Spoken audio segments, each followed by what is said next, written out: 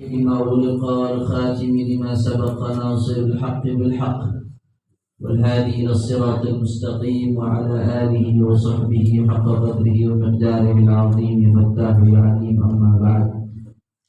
Para alim ulama, para habaib, para asatid, para sesepuh, para tokoh masyarakat, wabil khusus dulu kita bersama Habiban al-Mahbub, pimpinan Majelis Ta'lim dan Dzikir Sabilun Najah Al-Habib Idrus bin Ali Al-Habsyi, beserta semua habaib yang hadir di sini dan semua asatid tidak dapat saya sebutkan satu persatu tanpa mengurangi rasa hormat saya kepada beliau semua. Kita doakan mudah-mudahan habaib, ulama, asatid, guru-guru kita Allah kasih panjang umur, sehat walafiat, dalam ketaatan kepada Allah Subhanahu wa taala, dijaga lahir batinnya. Amin ya rabbal alamin. Dan salam penghormatan kami sampaikan kepada segenap yang ikut andil dalam majelis ini, para jawara, pri dan lain sebagainya, batik.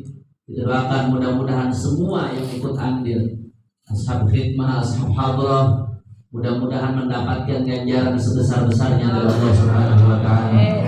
Dan salam penghormatan yang paling istimewa saya sampaikan kepada hadirin muslimin jamaah Majelis Ta'lim dan Maulid Sabilun Najah. Kita angkat tangan, kita minta sama Allah, mudah-mudahan di saat-saat yang mulia ini berkat majelisnya ilmu tidaklah kita keluar kecuali dosa kita diampuni oleh Allah. Sakit Allah angkat penyakitnya, Allah sehatkan badannya. Semua yang hadir dilapangkan rezekinya, dikabul hajat-hajatnya. Amin ya rabbal alamin. Ahiba'il kiram, alhamdulillah, nikmat, sebuah kenikmatan dari Allah Subhanahu wa taala kita bisa hadir di majelis ilmu di bawah bimbingan guru kita Al-Habib Idrus bin Ali Al-Habsyi.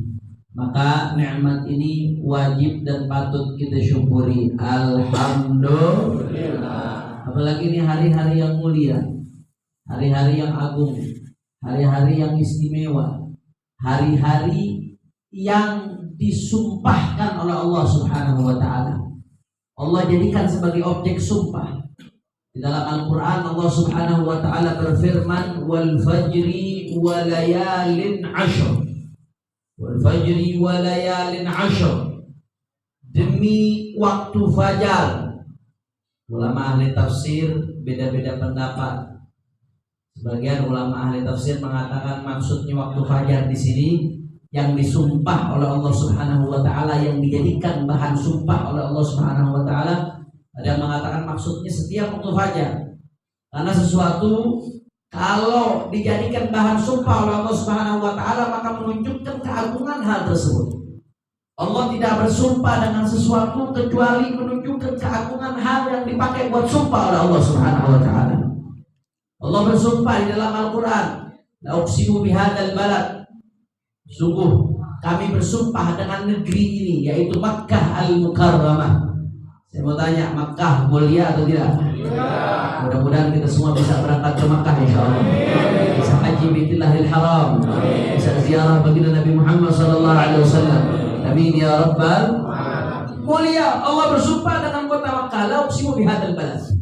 Allah bersumpah dengan kota Makkah. Sumpahnya Allah dengan kota Makkah menunjukkan azamatul muqsam bih, menunjukkan keagungan objek yang dijadikan sumpahan oleh Allah Subhanahu wa ta'ala. Dalam ayat lain Allah bersumpah dalam Al-Quran, wal asri innal insana lafi khusr, wal asr, demi masa, demi waktu.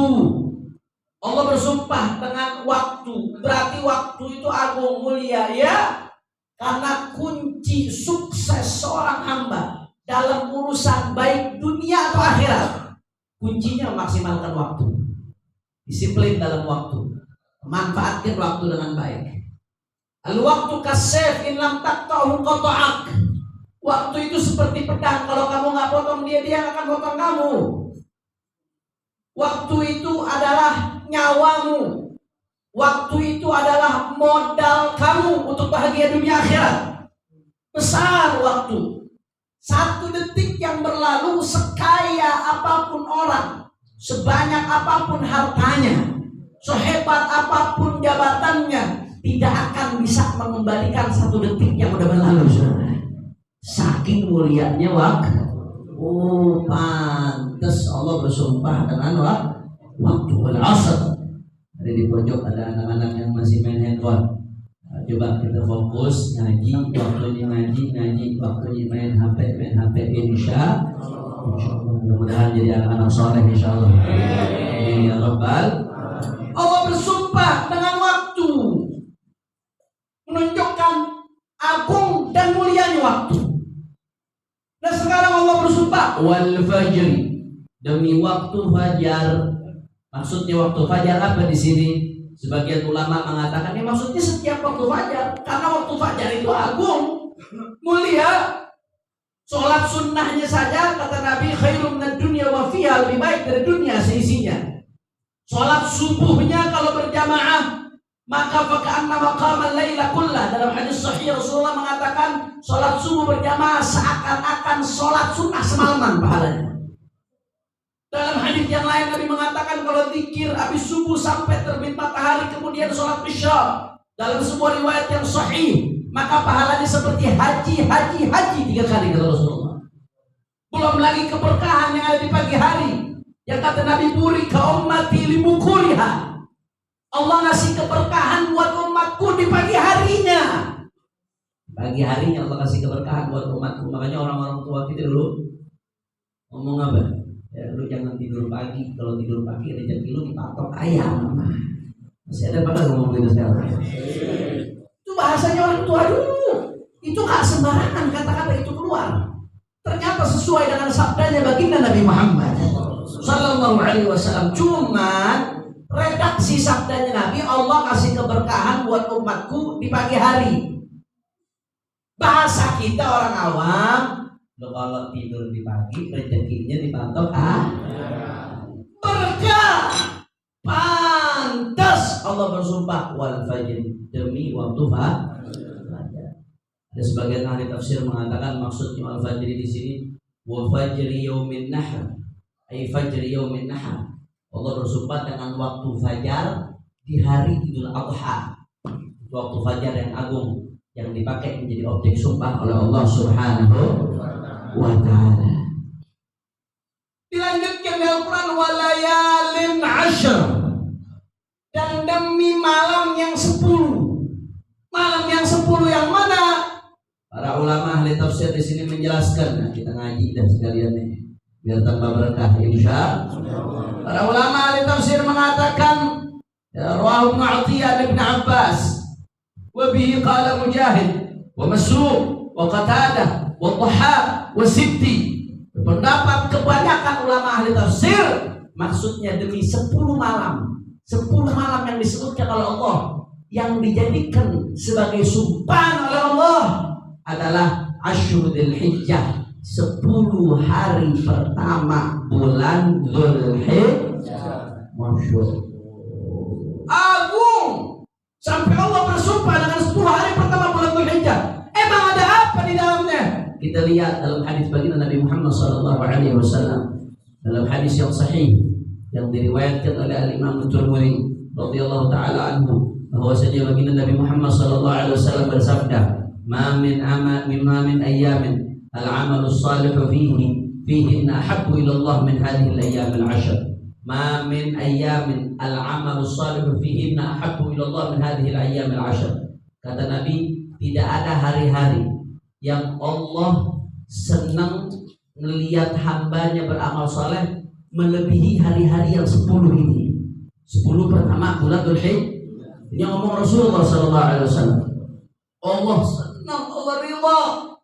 Allah ridha melebihi di saat-saat yang lain ketika melihat hambanya beramal soleh di 10 hari Dzulhijjah ini. Kata baginda Nabi Muhammad SAW. Sampai-sampai ya ada sahabat yang nanya ke Rasulullah, ya Rasulullah, ya wala jihad fisabilillah, apakah amal di 10 hari itu lebih hebat dari jihad fisabilillah? Sampai kau mengatakan, ya amal-amal di hari 10 hari tersebut paling disenangin oleh Allah melebihi hari-hari lainnya, apakah lebih hebat dari jihad fisabilillah? Sahabat menanya begitu kepada Rasulullah SAW. Akhirnya apa jawab Nabi SAW? Walal jihad fisabilillah, lebih dahsyat dari jihad fisabilillah. Amal soleh di 10 hari ini bahkan lebih dahsyat dari jihad fisabilillah. Illa, kecuali kata Nabi, rajulun kharaja bi nafsihi wa malihi falam yarji' min dzalika syai'. Kecuali ya kalau jihad fisabilillah aja sekedar ikut jihad kalah sama amal di hari-hari ini. Kecuali kalau ada orang keluar dari rumahnya berjihad fisabilillah, betul-betul jihad di jalan Allah yang sesuai sama syariat, yang betul-betul sesuai tuntunan agama, bukan sembarangan asal ngomong jihad, tapi sesuai dengan tuntunan agama, tuntunan syariat, saudara. Dia keluar di jalan Allah, bawa hartanya, bawa dirinya, kemudian nggak ada yang tersisa, artinya dia mati syahid di jalan Allah Subhanahu wa taala. Itu baru bisa ngalahin amal di 10 hari ini. Selain itu kalah sama amal di 10 hari ini. Alhamdulillah. Kalau begitu saya mau tanya, berarti hari-hari yang 10 ini agung atau tidak? Mulia atau tidak? Kalau begitu pantas nggak Allah bersumpah dengan 10 hari ini? Pantas atau tidak? Alhamdulillah. Masya Allah. Makanya ulama salaf dulu kan yu'adzimuna thalatha asyarat. Ulama salaf itu mengagungkan 3-10. Ada 3-10 hari, rentetan 10 hari, rangkaian 10 hari yang diagungkan oleh ulama salaf. Apa aja 3-10 tersebut? Ya, yang pertama al-ashrul awal min dzulhijjah. 10 pertama bulan Dzulhijjah. Hari-hari ini yang kita laluin nih. Kemudian yang kedua al-ashrul awakhir min syahr Ramadan. 10 terakhir bulan Ramadan yang kita nggak asing lagi fadilahnya, keutamaannya. Yang ketiga al-ashrul awal min syahr Muharram. 10 hari pertama bulan Muharram. Kenapa? Karena 10 hari pertama tersebut Allah menyempurnakan miqat Nabi Allah Musa yang 40 malam, dan di 10 malam pertama bulan Muharram tersebut ditutup dengan Asyura. Makanya 3 nih, 3-10. Ada 3-10 hari, rangkaian 10 hari yang diagungkan oleh salafun saleh. Tadi yang pertama 10 hari kapan? 10 hari pertama bulan Dzulhijjah. Kemudian yang kedua 10 hari kapan? 10 hari terakhir.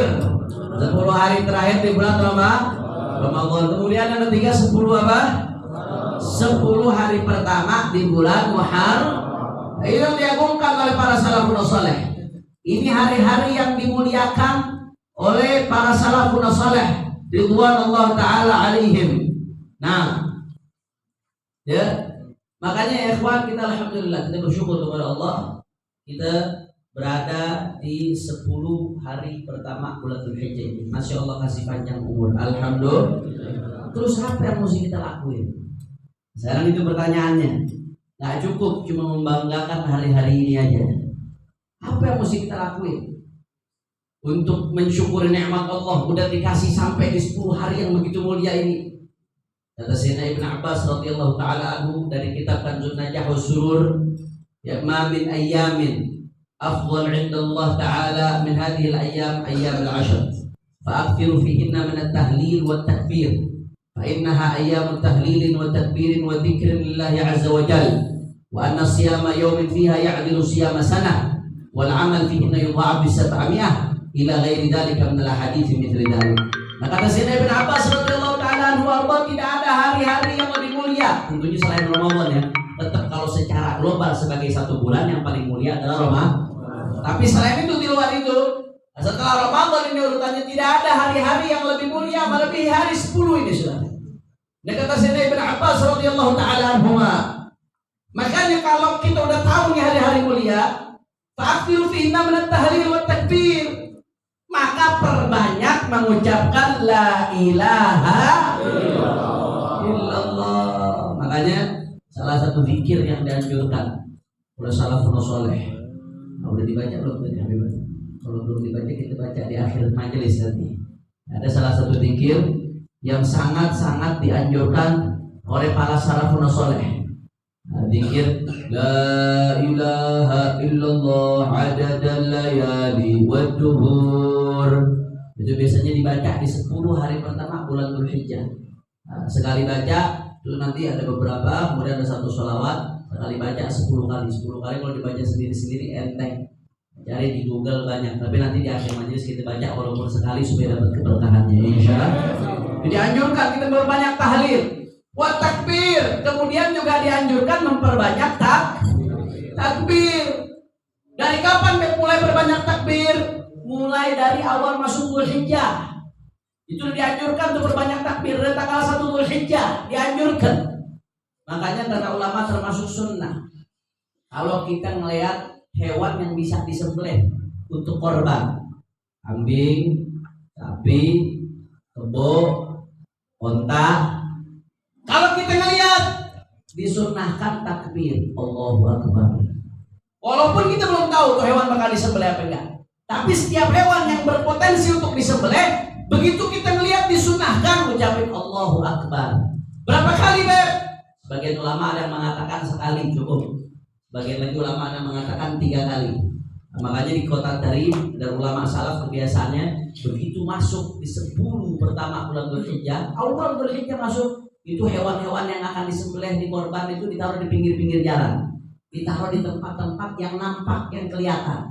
Nah, tujuannya apa? Tujuannya supaya setiap ada orang yang ngelihat syiarnya dapat, baca Allahu.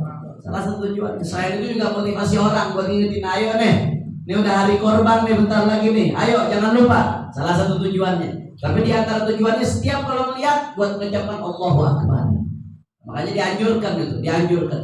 Dan di antara takbir yang dianjurkan takbiran. Cuman ada beda nih, ini perlu saya jelaskan di tempat ini. Ada beda takbiran Idul Fitri dengan takbiran Idul Adha. Bedanya dari mana, Beb? Perhatikan baik-baik. Takbiran itu ada 2 macam. Ada takbir muqayyad, ada takbir mursal. Yang pertama takbir mursal, yang kedua takbir muqayyad. Coba diulangin. Yang pertama takbir apa? Mursal. Yang kedua muqayyad. Muqayyad. Takbir mursal itu bagaimana, Beb? Takbir mursal itu adanya di Idul Fitri dan Idul Adha. Yaitu takbiran mulai dari terbenamnya matahari, ya, terbenamnya matahari daripada sebelum hari Id sampai dimulainya sholat Id. Dianjurkan terus-terusan tuh takbir, terus nggak berhenti-berhenti. Terus takbir di masjid, di rumah, di musola, di jalan-jalan, di pasar-pasar. Dianjurkan memperbanyak takbir, jangan berhenti. Nah, itu sunnah hukumnya, syiar hukumnya. Itu disebut takbir non-stop tuh, dari terbenam matahari sampai dimulainya sholat Id. Itu adanya di Idul Fitri dan Idul Adha. Tapi kalau di Idul Adha nambah satu lagi, ada namanya takbir muqayyad. Takbir apa? Muqayyad. Artinya muqayyad apa? Muqayyad itu terikat. Maksudnya terikat apa? Terikat dengan waktu sholat. Takbir muqayyad itu salah satu syiar sunnah hanya di Idul Adha. Dan dia terikat waktu sholat. Artinya takbirannya hanya sesudah sholat. Setiap sesudah sholat, baik sholat fardu atau sholat sunnah. Mulainya dari kapan? Nah, ini yang jarang orang ngamalin nih. Mulainya dari subuh hari Arafah. Dari subuh hari Arafah. Jadi bukan dari pas maghrib baru takbiran, enggak ada. Mulainya dari subuh hari Arafah. Menurut pendapat yang mu'tamad dalam Minhajul Talibinnya Al-Imam Nawawi dan Rawdatul Talibinnya Al-Imam Nawawi, yang diamalkan dan yang paling kuat, mulainya takbir muqayyad setelah subuh hari Arafah. Sampai kapan? Sampai setelah asar hari tasyrik. Berarti berapa hari itu? 5 hari. Takbirannya berapa? 5 hari takbirannya. Ya contoh, kalau yang nanti kita akan bahas nih, Beb, yang benar lebarannya mana, Beb? 1 minggu nih. Nanti kita akan bahas, insya Allah. Nanti kita akan bahas. Gak usah bingung masalah gitu. Kalau udah ngaji di Sabilun aja, gak usah bingung sama masalah kayak gitu. Insya Allah kita akan bahas, saudara. Anggap yang umum nih masyarakat Indonesia, lebarannya hari Minggu. Takbirannya berarti dari kapan? Mulai subuh hari Sabtu. Makanya di sini ada pengurus-pengurus musola, ada pengurus-pengurus masjid, ya, ada yang megang langgar-langgar di kampungnya, Ada punya majelis, mulai besok subuh, yang lebaran minggu, mulai besok subuh, habis sholat subuh, salam. Nah, biasanya kan zikir tuh, Astaghfirullahaladzim, li wali walidayya wali jami'il mu'minin. Entar dulu zikirnya. Begitu salam, assalamualaikum warahmatullah, assalamualaikum warahmatullah, langsung Allahu akbar, Allahu akbar, Allahu akbar, la ilaha illallah, wallahu akbar, Allahu akbar, walillahil hamd 3 kali. Kemudian Allahu akbar kabira, walhamdulillahi katsira, wa subhanallahi bukratan wa asila, sampai akhir. Kemudian lanjut lagi Allahu akbar 1 kali lagi. Jelas atau tidak? Setiap habis sholat. Beb, nanti kalau ada yang protes bagaimana? Kalau ada yang protes bilang, saya tahu dari Habib Hanif. Kalau kamu protes, langsung ketemu aja Pak Habib Hanif. Nanti saya kasih dasarnya. Itu hukumnya setiap habis sholat sampai akhir hari tasyrik. Ini 5 hari. Tapi jangan terus-terusan. Jangan lu bilang kalau Habib Hanif 5 hari takbirannya. Akhirnya hari kedua tasyrik masih takbiran sampai jam 2 malam. Balik lomba lu lagi ngaji sambil gaduhin mejin gitu. Ingat, takbir muqayyad itu hanya setiap habis sholat. Yang bisa di musola, yang di masjid siarin. Enggak usah malu-malu takbir. Yang di rumahnya juga ngelakuin. Sholat sama anak bini cuma berdua doang. Cuma sama anak bini doang. Cuma sekeluarga doang, takbiran Nabi salam. Bahkan sholat sendiri pun tetap takbiran sunnah. Jelas atau tidak? Paham atau tidak? Nah, ya ini termasuk yang dianjurkan. Itu diantaranya termasuk memperbanyak takbir. Masya Allah, Masya Allah. Nah, jelas ya. Itu takbir muqayyad. Jadi takbir ada berapa macam? Yang pertama takbir apa? Mursal. Yang kedua takbir apa? Takbir muqayyad adanya di lebaran apa? Idul Adha. La ilaha illallah. Nah, wa anna siyama yaumin fiha ya'dilu siyama sanah. Puasa 1 hari di hari-hari yang 10 ini, ya kecuali hari lebaran. Kalau hari lebaran hukum puasa apa? Haram. Ada 5 dalam setahun yang puasa hukumnya haram. Kapan aja? 2 hari lebaran, Idul Fitri, Idul Adha, itu 2 hari itu. Kemudian ditambah 3 lagi, yaitu ayamut tasyrik, 3 hari tasyrik, 11, 12, 13 Zulhijjah. Puasa itu dapat pahala, tapi kalau di 5 hari ini puasa hukumnya apa? Haram. Jadi dapat dosa. Itu kan ibadah nggak pakai ilmu tuh. Pengen puasa ibadah, tapi nggak pakai ilmu, puasa di 5 hari ini dosa, itu bukan dapat pahala. Alhamdulillah min. Tapi dari tanggal 1 sampai 9 di 10 hari pertama bulan Dzulhijjah, yaitu 9 hari, itu kata Ibn Abbas radhiyallahu ta'ala anhu, siyam yaumin fiha ya'dilu siyam sanah. Puasa 1 hari itu sama kayak puasa setahun pahalanya. Makanya jangan sampai dikali. Minimal puasa Arafah.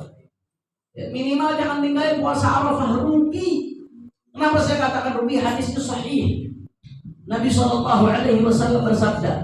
Kata Nabi SAW ketika ditanya ya tentang puasa hari Arafah, yukaffiru sanatal madiyah wal adiyah. Maka Rasulullah SAW kata Nabi, puasa Arafah itu ngapus gugurin dosa setahun sebelum dan setahun sesudah. Ini bonus nih bagi umatnya Nabi Muhammad Sallallahu Alaihi Wasallam. Amalan sederhana, puasa hanya dari subuh, dari terbitnya fajar sampai terbenam matahari, menahan haus, lapar dan hawa nafsu. Ganjarannya dihapus dosa setahun sesudah dan setahun sebelum. Hadiah buat umatnya Nabi Muhammad Sallallahu Alaihi Wasallam. Makanya jangan ditinggalin. Nabi ini ngasih kita amalan-amalan begini karena Nabi tahu. Anda tahu dosa itu udah banyak, ibadah itu dikit, umur kita pendek. Kalau nggak dikasih amalan yang bonus begini yang pahalanya gede, hancur kita saudara.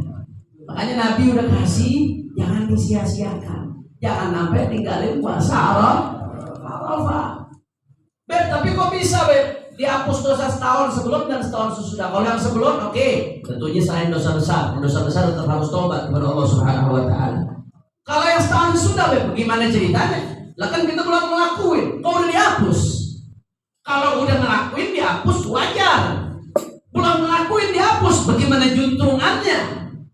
Saudara, ulama menjelaskan bahwasanya yang dimaksud di sini adalah di setahun ke depan Allah memberikan kita ismah, penjagaan dari dosa.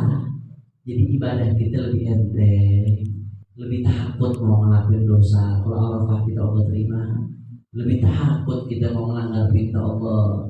Andai pun jatuh dalam dosa, akan lebih mudah dapat taufik dari Allah untuk bertobat kepada Allah Subhanahu wa taala. Masya Allah. Bahkan sebagian ulama mengatakan apa? Ya, dalam beberapa hasyiah sebagian ulama mengatakan di dalam hadis ini ada isyarah dari Nabi Muhammad SAW. Apa isyarahnya? Kan tadi Nabi bilang orang yang puasa Arafah dihapus dosa setahun sebelum dan setahun sesudah. Ada isyarah dari Nabi. Apa isyarah dari Nabi SAW? Dihapus dosa setahun sesudah. Isyarahnya apa? Berarti dia bakal panjang umur minimal 4 tahun depan. Kalau Allah terima puasa Arafahnya dia, minimal dia 4 tahun depan bakal panjang umur. Kok bisa? Dari mana isyarah itu? Kan Nabi bilang dihapus dosa sampai setahun sesudah. Berarti sampai nggak 4 tahun depan? Insya Allah. Kalau Allah terima, insya Allah. Andai pun wafat, Allah kasih usul khatimah insya Allah. Berkatnya puasa hari Arafah. Nah, jelas atau tidak? Insya Allah. Sama kayak hadis birru aba'akum tabirrukum abna'ukum. Ada hadis begini Nabi Muhammad SAW. Ya, berbaktilah kepada orang tua kalian, maka anak kalian akan berbakti kepada kalian. Berbaktilah kepada orang tua kalian, birru aba'akum tabirrukum abna'ukum. Maka anak-anak kalian akan berbakti kepada kalian. Kata ulama ada isyarat di hadis ini. Isyaratnya apa? Orang yang berbakti sama orang tuanya, dia bakal panjang umur, dia bakal ada rezeki, dia bakal nikah, dia bakal punya anak, dan anaknya bakal gede. Dari mana Beb? Kan Nabi cuma ngomong birru aba'ukum tabirrukum abna'ukum. Bakti sama orang tua kalian. Kata Nabi, anak-anak kalian akan bakti. Kok tadi bisa disebutin ada 5 tuh? Nabi nggak nyebutin isyarah. Kata ulama isyarah dari hadis ini bisa ditangkap isyarah. Dari mana ditangkap isyarah? Iya kan Nabi bilang bakti kepada orang tua kalian, anak-anak kalian akan bakti kepada kalian. Berarti kalau anak-anak kalian akan bakti kepada kalian, artinya apa? Itu bakal panjang umur, minimal menikah sampai tua. Itu bakal panjang umur tuh. Ada umur Allah kasih. Kemudian itu bakal ada rezeki. Begitu ada rezeki, yang menikah. Ente nikah, ente bakal dapat anak. Ente dapat anak ente bakal gede. Karena disitu bilang anaknya bakal bakti kepada dia. Jelas atau tidak?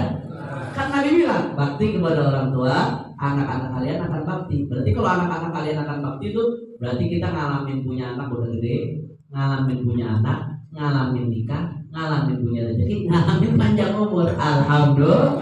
Nabi nggak nyebutin 5 ini. Tapi ulama paham dari mana? Isyarah. Paham dari mana? Isyarah. Sama kayak tadi itu Arafah. Tukaffiru sanatal atiyah wal madiyah, al madiyah wal atiyah wal qabilah. Menghapus dosa setahun sebelum, setahun sesudah. Insyaallah yang puasa Arafah Allah terima Arafahnya, insyaallah Allah kasih panjang umur. Amin ya rabbal. Makanya jangan sampai ninggalin puasa Arafah. Jangan. Usahain sebisa mungkin jangan sampai tinggalin puasa Arafah, rugi. Apalagi yang lebarannya minggu masih ada kesempatan besok buat puasa Arafah. Nah. Kemudian sebelum Arafah sehari, yang lebaran minggu berarti tadi itu puasa apa? Tarwiyah.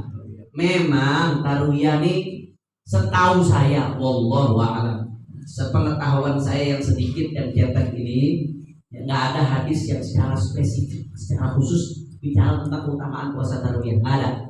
Subuh tarwiyah, tawabu, kata-kata nggak ada tuh, nggak ada. Tapi motivasi untuk puasa tarwiyah itu masuk dalam cakupan motivasi puasa di awal 10 pertama bulan Dzulhijjah. Termasuk cakupan motivasi di dalam puasa-puasa di bulan haram.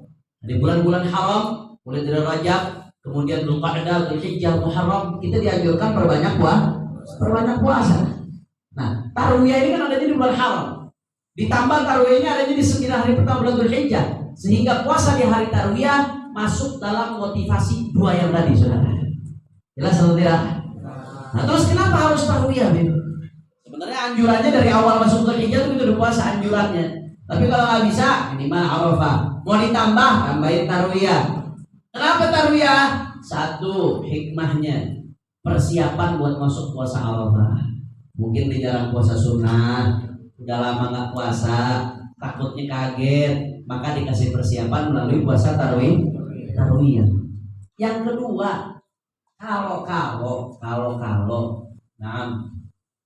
yang kedua memperbanyak puasa. Kemudian yang ketiga, kenapa disebutkan tarwiyah? Namanya kenapa tarwiyah? Apa artinya tarwiyah?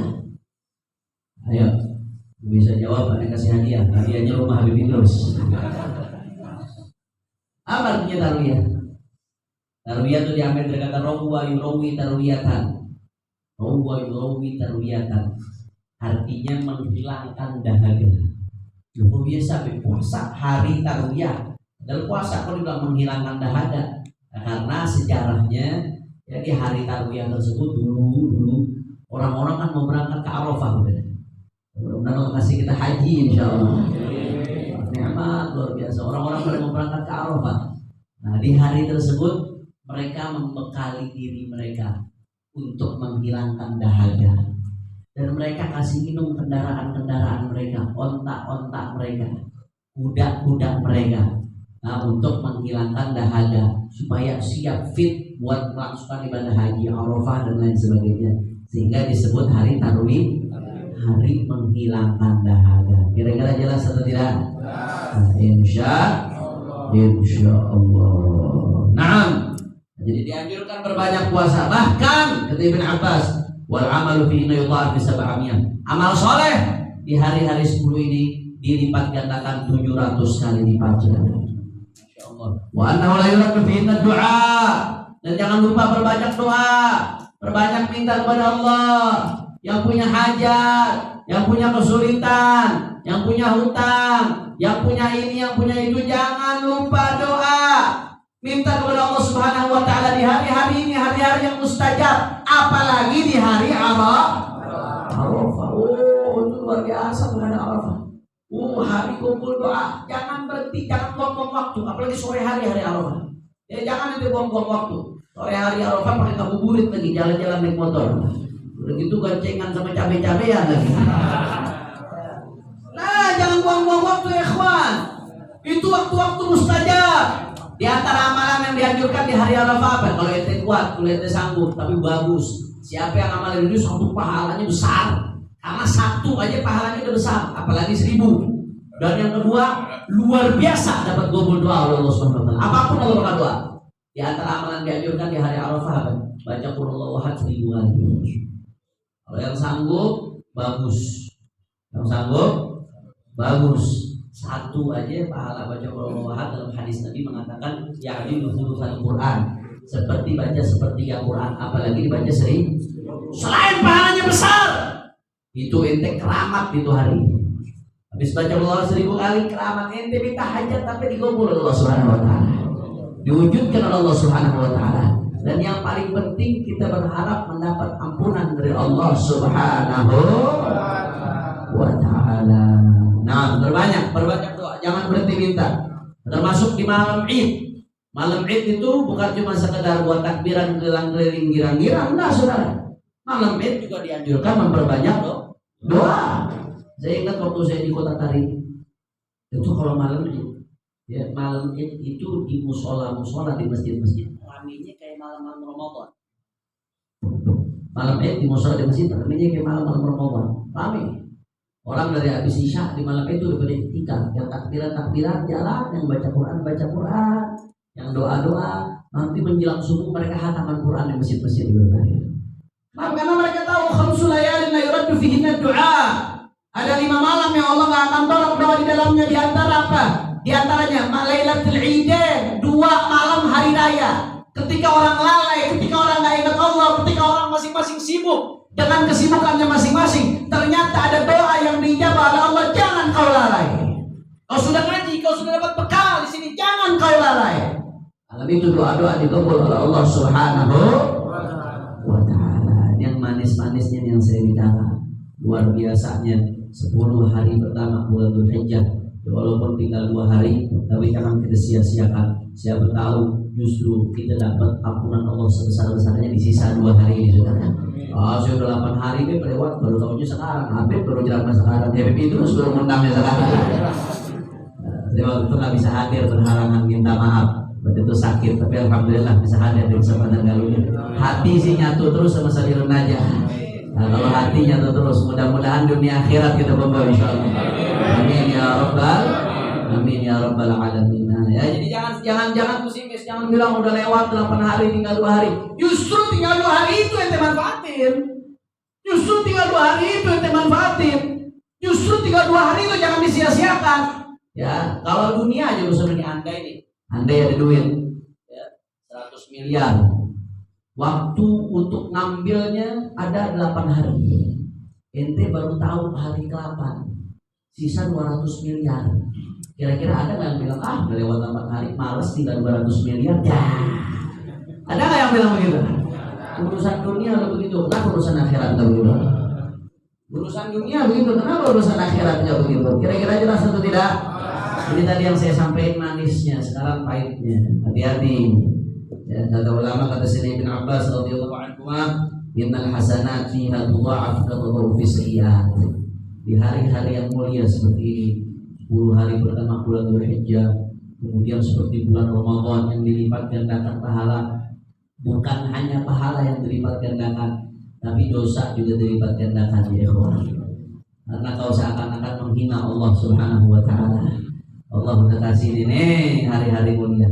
Di sini pahalamu kau dilipat gandakan, tapi seakan-akan kau datang dengan maksiat menantang. Ya Allah ya Rabb, kau mau apa ya Allah? Aku mau maksiat ya Allah. Aku mau maksiat ya Allah. Nah, sebagaimana pahala dilipat gandakan, dosa juga dilipat gandakan. Makanya jaga diri di hari-hari seperti ini, khususnya di setiap saat jaga diri. Tapi di hari-hari seperti ini lebih lagi kita jaga diri, karena dosa dilipat gandakan sebagaimana pahala dilipat gandakan ya ikhwan. Kalau kita bisa jaga diri di hari-hari seperti ini, maka hari-hari seperti ini adalah madrasah bagi kita, pendidikan bagi kita. Siapa yang sukses menata dirinya, menekan hawa nafsunya di hari-hari seperti ini, maka dia akan sukses di hari-hari lainnya. Dia akan dijaga oleh Allah di hari-hari lainnya. Mudah-mudahan kita terus dalam lindungan Allah Subhanahu wa ta'ala. Amin ya rabbal.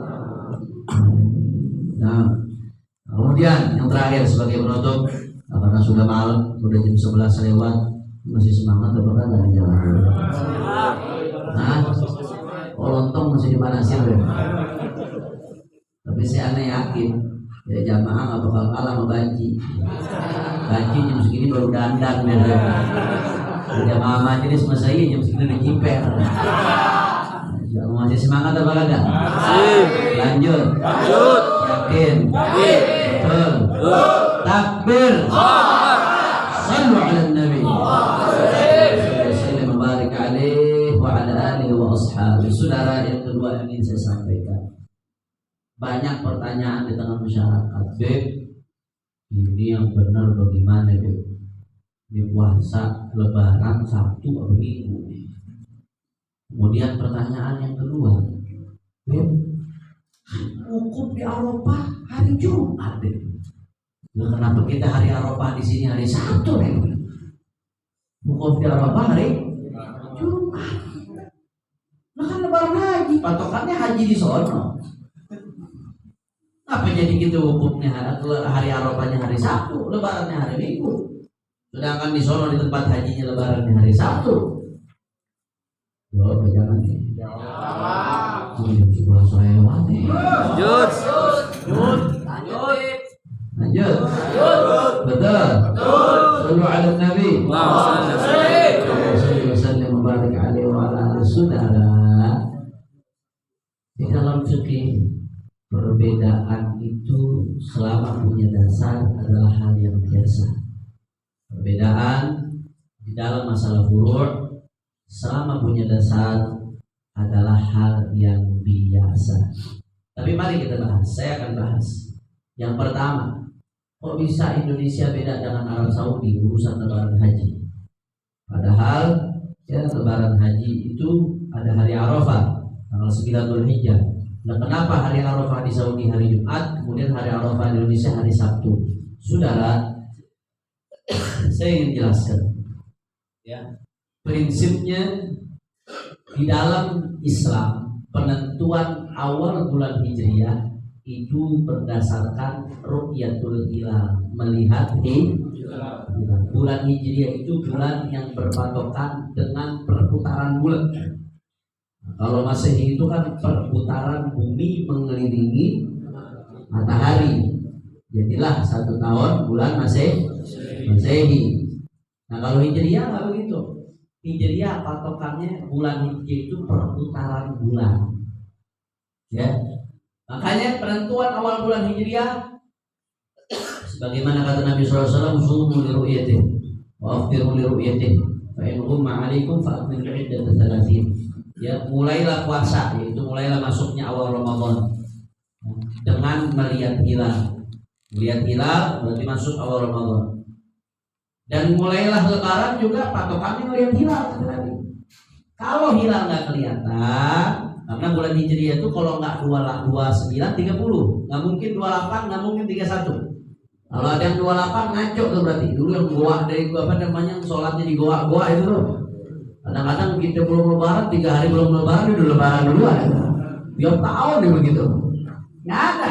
Hijriah itu kalau nggak 29 30 nggak ada. 28 31 nggak ada. Ngawur. 28 31 udah ngawur, udah menyimpang gitu, penyimpangan sifatnya. Nah, ya, kata Nabi kalau kelihatan bulan maka berarti bulan sebelumnya hanya 29 masuk ke bulan baru. Kalau nggak kelihatan, mungkin karena mendung, mungkin karena emang bulannya masih rendah, nah, maka sempurnakan jadi 30 baru berarti rusaknya masuk bulan baru. Jelas atau tidak? Tapi kan Nabi ngomong tentang Ramadan. Nah ini kan sekarang kita bulan Dzulhijjah. Yang Nabi sampaikan tentang puasa Ramadan. Sekarang Dzulhijjah apa sama? Nah, ulama mengatakan seperti dalam kitab Bughyatul Mustarsyidin disebutkan khusus di mazhab Syafi'i itu penetapan awal bulan selain Ramadan sama saja dengan penetapan Ramadan, yaitu menurut pendapat yang mu'tamad sama-sama pakai ru'yah menurut pendapat yang mu'tamad sama-sama pakai ru'yah sama. Mau Ramadan sama selain Ramadan sama. Intinya Nabi ngasih clue, ngasih kunci. Ini loh cara penetapan awal bulan. Kebetulan yang dicontohin adalah Ramadan. Selain Ramadan pun sama, saudara. Nah, karena penetapan awal bulan berdasarkan penglihatan hilal itu bulan sabit. Bulan kan kalau malam 15 bulan Hijriah gede purnama. Kemudian makin kecil sampai nggak kelihatan, sampai muncul lagi dari kecil lagi. Itu disebut hilal. Nah, karena penetapan awal bulan dengan hilal, maka saudara di sini ulama ada perbedaan pendapat. Pendapat mazhab Syafi'i, mu'tamad dalam mazhab Syafi'i, setiap wilayah sebenarnya pakai istilah matlak. Tapi matlak kalau saya jelaskan terlalu rinci nanti terlalu dalam, terlalu teknis. Saya gampang pakai istilah wilayah. Setiap wilayah itu berpatokan dengan ru'yah hilalnya masing-masing. Jadi ya Saudi patokannya ru'yah hilal di Saudi. Indonesia patokannya ru'yah hilal di Indonesia. Paham? Turki ya patokannya ru'yah hilal di Turki. Kalau di Indonesia kelihatan dia masuk bulan, walaupun di Saudi misalkan belum masuk. Di Saudi kelihatan, Indonesia belum kelihatan. Indonesia dengan patokan Indonesia. Itu dalam mazhab Syafi'i, pendapat dalam mazhab Syafi'i. Ini pernah terjadi dan ditunjukkan oleh Sayyidina Ibn Abbas radhiyallahu anhu.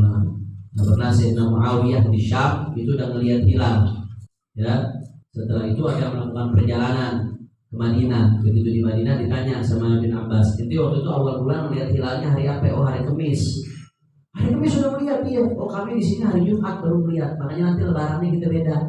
Loh, kenapa nggak sama? Kenapa nggak cukup dengan ru'yahnya yang di Syam Muawiyah? Nah, kata Ibn Abbas, hakada amarana Rasulullah sallallahu alaihi wasallam. Beginilah Rasulullah memerintahkan kami. Artinya Rasulullah perintahkan masing-masing wilayah berpatungan dengan ru'yahnya masing-masing. Jelas atau tidak? Itu usah ribut. Nah, karena seperti ini masing-masing wilayah berpatokan dengan ru'yah hilalnya masing-masing. Nah, kembali kita di urusan Arafah. Urusan Arafah itu patokannya bukan wukuf Arafah, tapi patokannya tanggal 9 Dzulhijjah, hari Arafah. Puasa Arafah patokannya 9 Dzulhijjah. 9 Dzulhijjah patokannya adalah penentuan awal Dzulhijjah. Penentuan awal Dzulhijjah patokannya ru'yat hilal. Karena ru'yat hilalnya ada yang beda-beda, sehingga wajar kalau masuk bulannya beda. Kalau masuk bulannya beda, 9 Dzulhijjah pun akhirnya beda. Berarti wajar atau tidak kalau ada beda? Kalau di sini dengan Saudi beda, wajar atau tidak? Maklum atau tidak berarti? Alhamdulillah. Jelas ya? Nah, kalau ngaji di Sadurun aja mesti cerdas. Kok usah bingung masalah gini.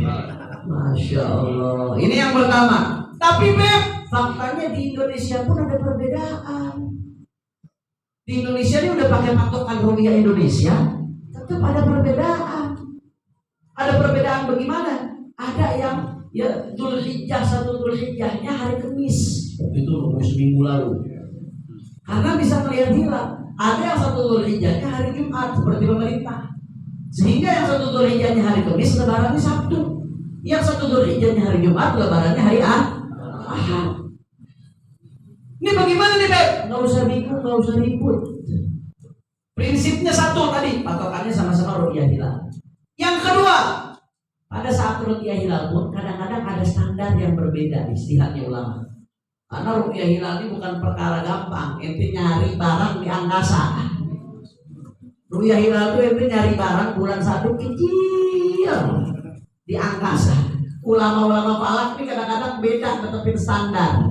Seperti yang berlaku dalam beberapa kitab yang lama, hasil observasi itu 2,30 derajat sudah kelihatan. Epimeris yang lama, standar lama 2 Epimeris 2 udah kelihatan standar lama. Habib Usman 7. Lebih jauh lagi Habib Usman tuh. Ada ijtihad lama juga masalah itu tuh. Standar pemerintah yang baru, ya, MABIMS, pemerintah Indonesia, Malaysia, Singapura, Brunei, itu standarnya 3 derajat ketinggian hilal dengan elongasi 6 derajat.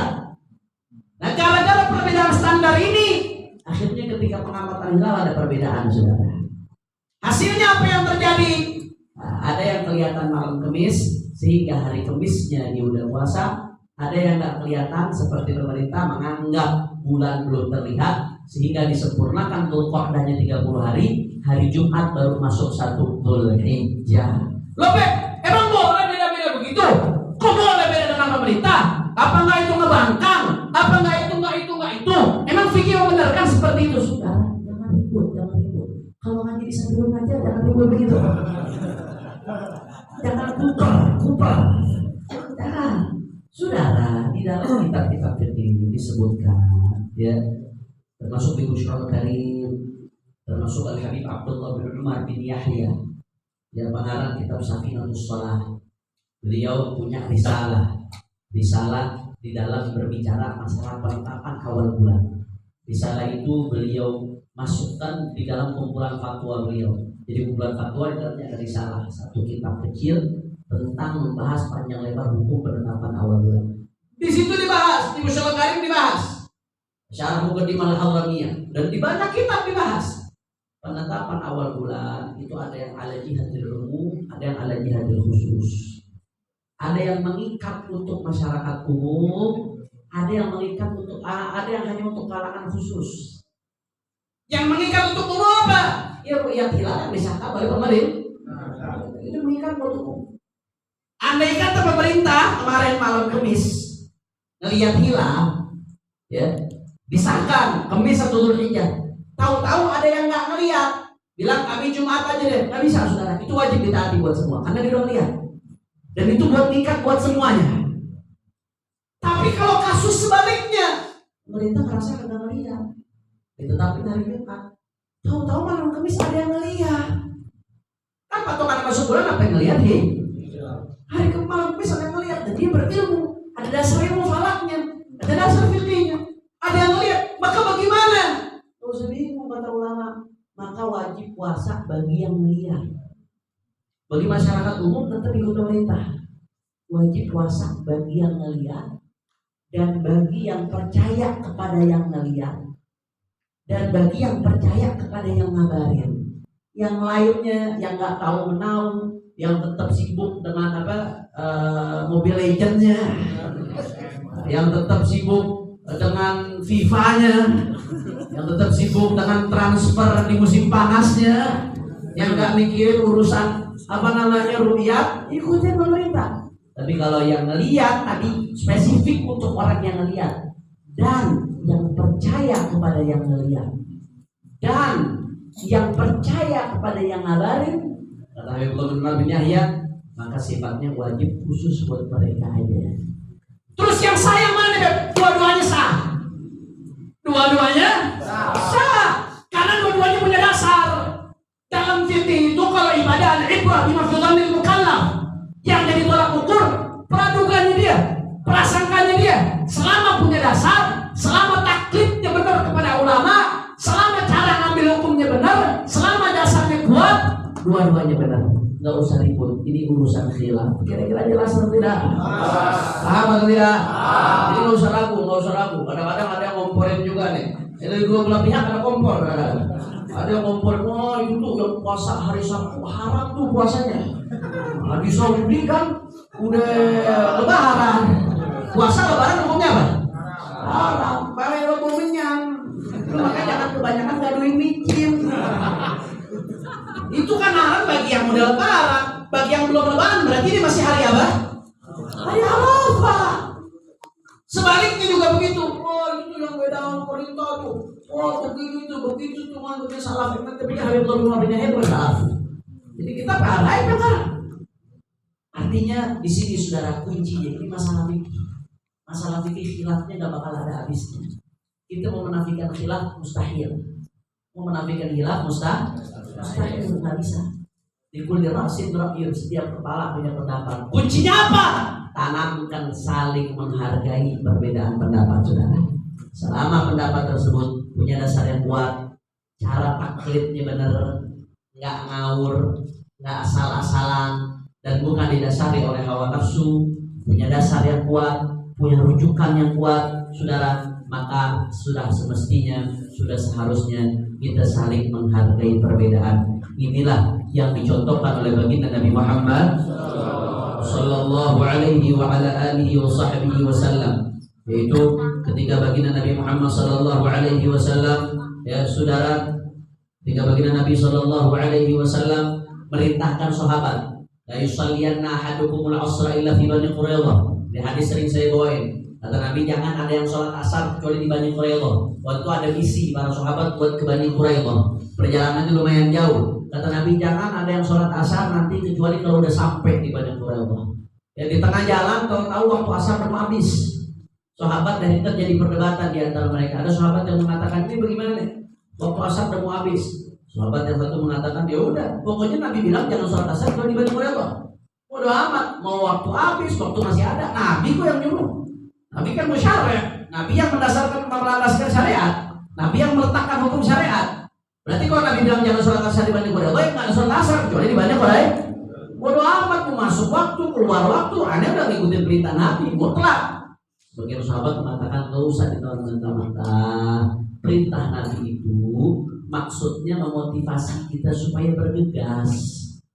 Berjalannya itu cepat, bergegas. Kalau di tengah jalan, tahu-tahu di tengah jalan waktu asar mau habis, ya udah sholat.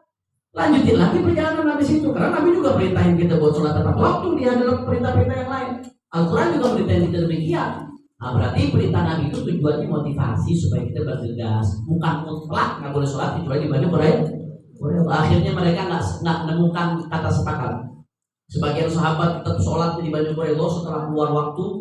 Sebagian sahabat lagi ya sholat di tengah jalan, walaupun beda dengan zahirnya perintah Nabi. Akhirnya apa yang terjadi? Kabar ini sampai kepada Rasulullah Sallallahu Alaihi Wasallam. sampai kabarnya kepada Rasulullah. Akhirnya apakah Rasulullah ngamuk, apakah Rasulullah marah, ngomel kedua inilah. Rasulullah apakah mengatakan kepada yang sholat setelah dibantu oleh Allah keluar waktu, kamu sholat keluar waktu haram, sholat keluar dari waktunya? Enggak, Nabi ngomong gitu. Apakah Nabi mengatakan kepada yang sholat di jalanan, kamu nggak nurut perintah saya udah bilang jangan sholat kecuali dibantu oleh Allah, kamu tetap sholat di jalanan? Enggak, Nabi nggak bilang gitu. Yang ini dibenerin sama Nabi. Saudara. Artinya apa? Rasulullah pengen kasih contoh ke kita dalam masalah furu'iyah, dalam masalah khilafiyah. Jangan ribut, jangan gaduh, jangan risau. Selama punya dasar, selama cara taklidnya benar, selama cara ngikut ulamanya benar, selama nggak asal-asalan, selama bukan karena dasar hawa nafsu, maka insya Allah dua-duanya dibenarkan di mata Allah Subhanahu wa Ta'ala. Sampai sini jelas atau tidak? Paham atau tidak? Kalau begitu perbedaan masalah furu'iyah seperti ini perlu ribut atau tidak? Perlu rusuh atau tidak? Takbir. Sallu ala Nabi. Hanya saja memang ada satu hal yang mesti saya ingatkan bagi segelintir orang, sedikit orang yang sholat di hari Sabtu, yaitu Idul Adha-nya hari Sabtu.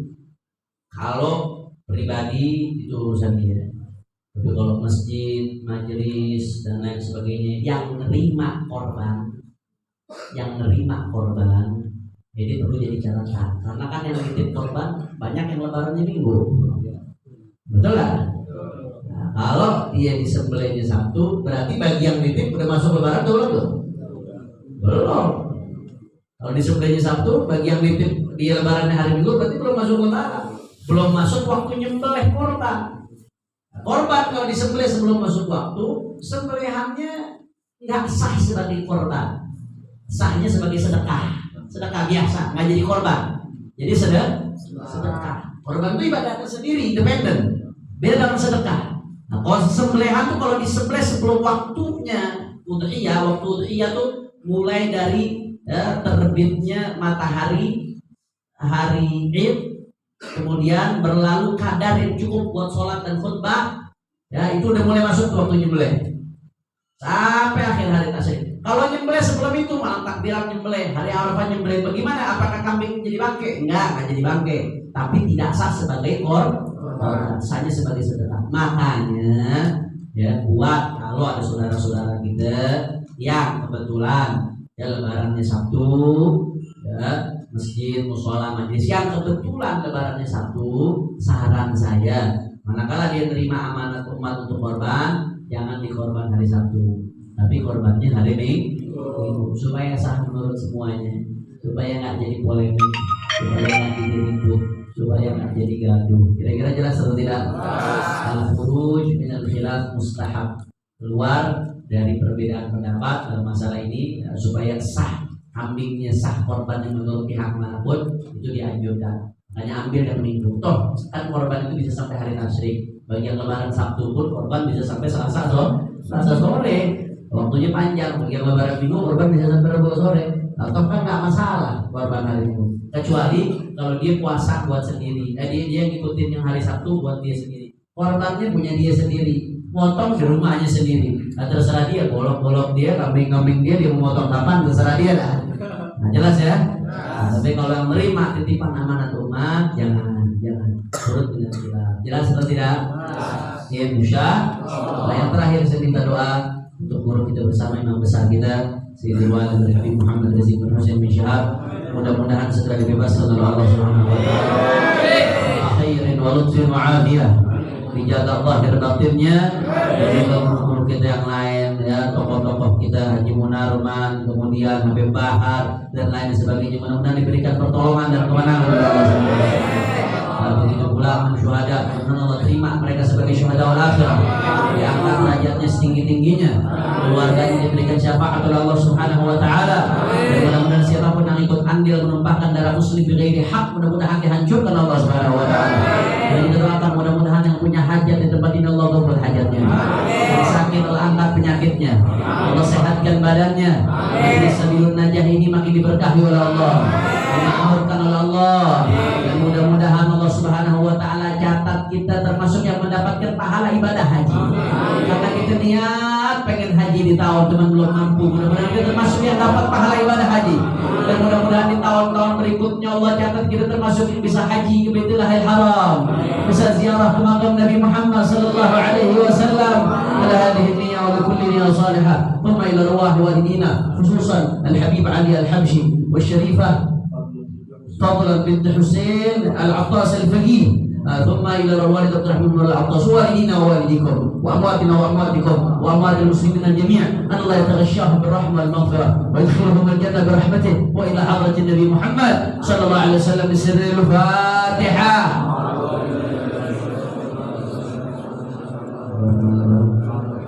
رب العالمين الرحمن الرحيم مالك يوم الدين إياك نعبد وإياك نستعين اهدنا الصراط kita baca dikir la ilaha illallahnya Dzulhijjah ya, mudah-mudahan walaupun kita baca kalau yang ada waktu pulang dari sini cari di internet baca 10 kali la ilaha illallah adadal layali wa tuhur, itu buka di Google langsung ketemu, itu dianjurkan baca 10 kali. Itu udah 8 hari kelewatan, minimal 2 hari kita baca sisanya ya, biar kita dapatkan juga. Nanti setelah itu ada satu sirat selawat kepada baginda Nabi Muhammad. Fadilahnya saking banyaknya, fadilahnya nggak terhingga sampai nggak dimuat, saudara. Saking banyaknya fadilah, dan yang penting la ilaha illallah kita niatkan, mudah-mudahan dikuatkan iman Islam kita sehingga mati dalam keadaan husnul khatimah. Terutama mengatakan fadilahnya yang baca ini dosanya diampuni oleh Allah Subhanahu wa taala. Kemudian kita lanjutkan dengan satu sirat salawat kepada baginda Nabi Muhammad sallallahu alaihi wasallam. Sama-sama ikutin saya. Bismillahirrahmanirrahim. Bismillahirrahmanirrahim.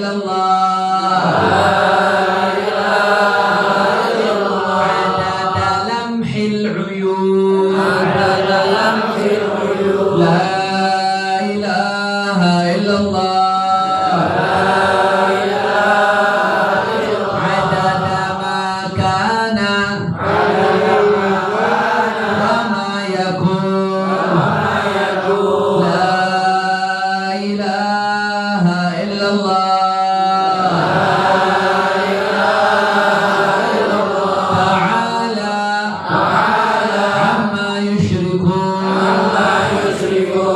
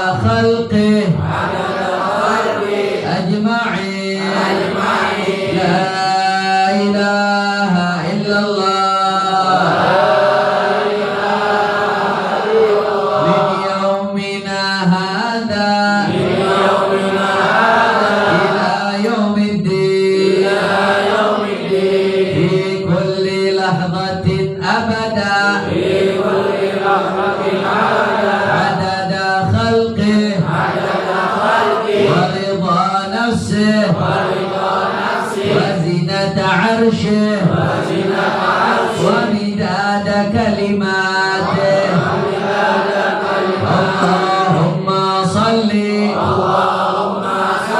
على سيدنا محمد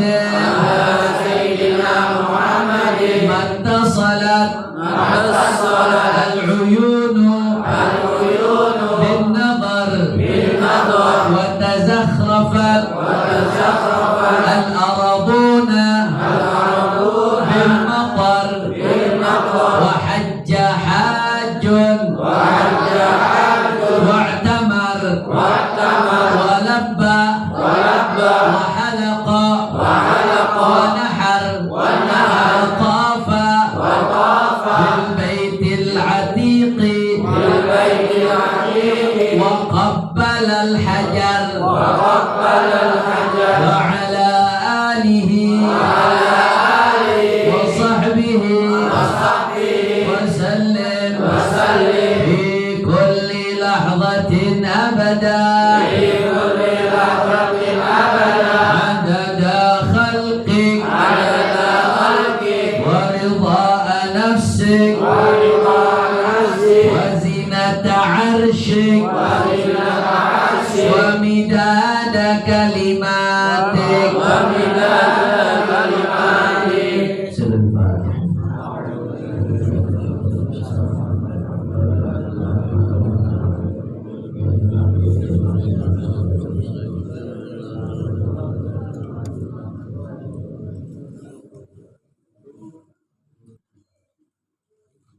Kita juga sekali lagi berdoa Fatihah yang terakhir buat Habib Ahmad bin Ali Al-Habsyi, adiknya Habib Idrus yang lagi milad. Ya, jangan diceplokin telur tapi deh. Tapi mau ulang tahun diceplokin telur lagi. Nah, yang lagi milad, mudah-mudahan Allah kasih beliau panjang umur sampai hidupnya. Allah bahagiakan dunia akhiratnya. Hadirin Al-Fatihah.